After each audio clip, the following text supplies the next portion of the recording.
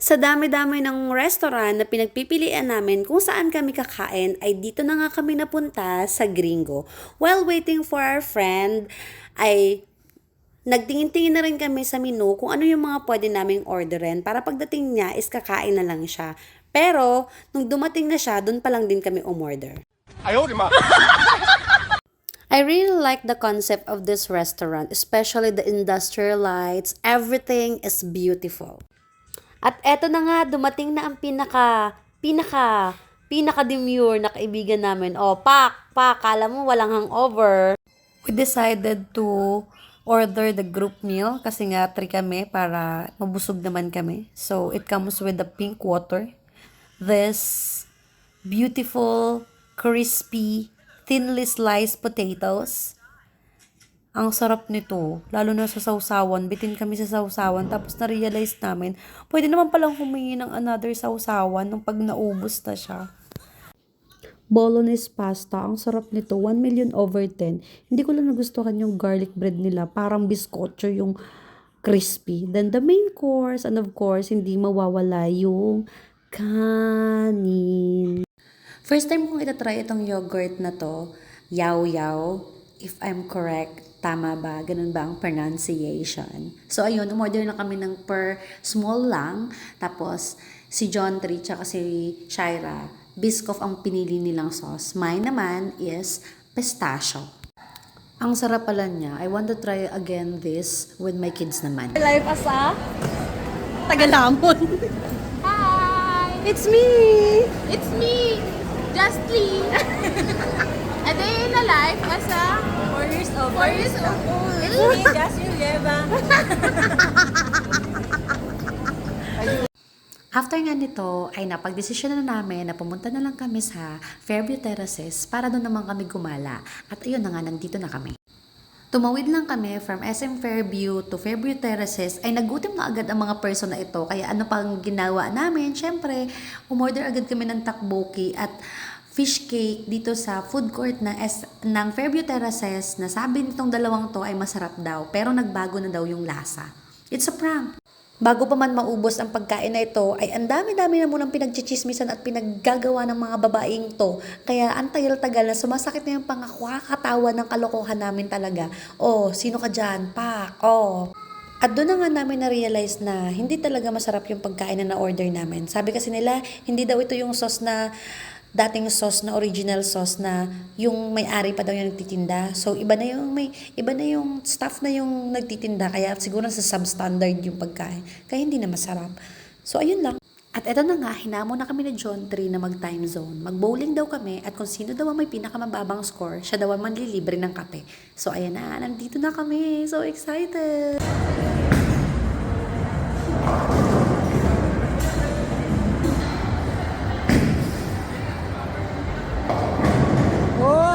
Minute, 12 seconds. wow, yeah. Woo! I'm the winner!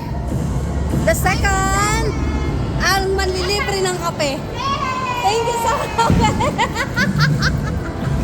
Sayang yung muntik na eh. At ayun na nga, papunta na kami sa coffee shop kasi nga manlilibre ng kape si Shaira. At nadaanan namin itong Cafe Mary Grace. At nung isang araw ko pa talaga, nung isang linggo pa kinikrave ang tiramisu cake na pinakamasarap na tiramisu cake daw. So marami na ako natikmang tiramisu. So let's try this tiramisu cake. I really love the concept at saka yung design ng restaurant talaga restaurant cafe ni Cafe Mary Grace. Ang ganda niya. Meron din siyang yung parang place for the kids. Kung meron kang dalang bata, pwede silang mag-play doon. It's free.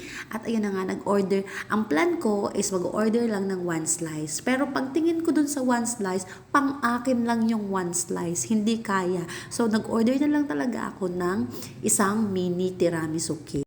Dito pala kami dinala ni Shaira sa Coty Coffee. Sounds interesting. This is my first time na pumunta dito sa coffee shop na to at coconut milk ang gamit nila.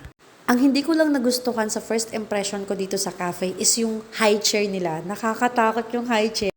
And here is what we ordered. Pampas Blue Coco Prop, Coco Coty, Pandan Coco Latte. Napaka-interesting ng coffee latte na ito. Kaya excited na akong matikman. Siyempre, consideran muna natin yung tiramisu from Mary Grace. First bite, thank you Lord. First bite na.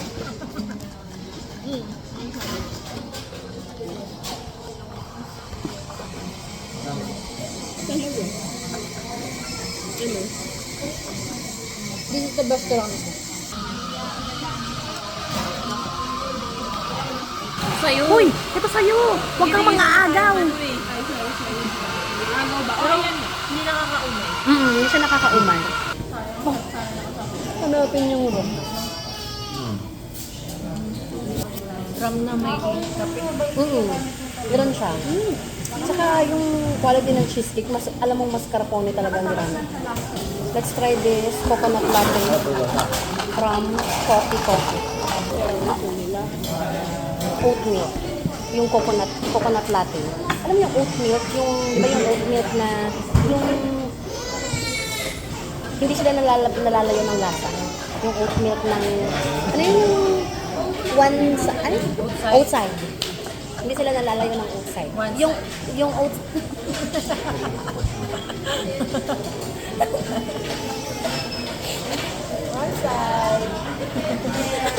ayoko kayong kasama, nababaliw ako. Sarap, no? Sa kanya, unang masisira ng stroke ko. sa kanya natin ipatikim kasi ano siya. Masarap yan. Hindi siya overpower, hindi siya matamis. Perfectly lang. Ibabalikan na naman si John. Babalikan ka din dako. Diba? Lasa mo yung coconut, lasa mo yung pandan, lasa mo yung coffee. Equal lang siya, mixed all together lang. Diba? Yeah. Parang, Alam mo yung coffee, hindi siya nakakasawa. Hindi siya nakakasawa. Very good siya. more on ng coffee o side yung gamit. Alam mo kung bakit? Kasi ayoko ng outside. Kasi, kunwari, yung 2 shots na coffee mo, at ang milk mo ay outside, nawawala yung lasa ng kape. Napaka-light ng lasa niya. Sobra. Pero kung coffee lover ka, hindi ka mahilig sa outside. Kasi ina-stabilize ng outside yung lasa ng kape. Ganun siya. Hindi mo malalasahan yung kape, pero yung tama ng kape, mapaprocess ng katawan mo. Sarap yun.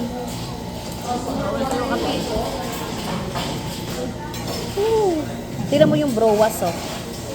Tsaka yung browas, parang nila, homemade nila. Gawa din nila. At mo yung browas. Hindi siya Yung mascarpone cheese, browas mascarpone. Ano ba yung ram na ginamit nila? Balikan mo sa video. Balikan kita. I'll get back to you. Ang sarap nga.